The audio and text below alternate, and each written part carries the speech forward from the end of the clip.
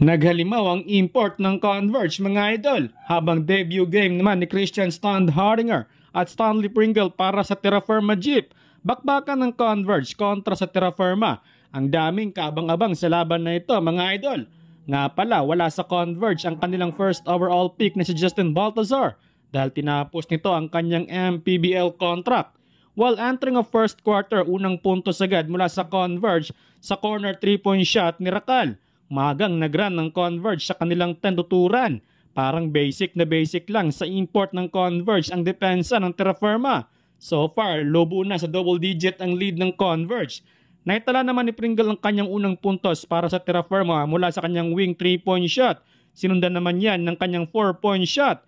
Inararo naman si Stand ang depensa ng import ng kalaban. Yun nga lang ay takeover mode naman si Hobson. Grabe ang import na ito mga idol. Halos ayaw magmintis ang tira. Pasok, mapaloob at labas. Naipasok pa niya ang kanyang unang 4-point shot. 9 points lead para sa Converge, 34-25. Second quarter ay kontrolado pa rin ng Converge ang laro. Pinasok na rin ng Converge si Cabagnot. Patuloy namang binuhat ni Pringle at si Stand ang Terra Firma.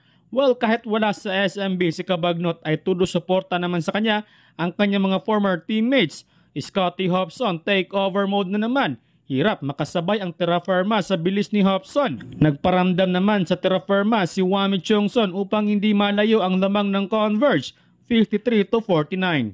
Third quarter, Scotty Hobson again. Grabe, mukhang nakabingwit yata ang Converge ng scoring machine na import. Lubo na sa double digit ang lead ng Converge. Well, take over naman si Stockton dahilan upang umabot sa 20 plus points ang kanilang lead. Patuloy na namaga ang lamang ng Converge. Showtime mode na itong si Hobson. End of third quarter, 67-100.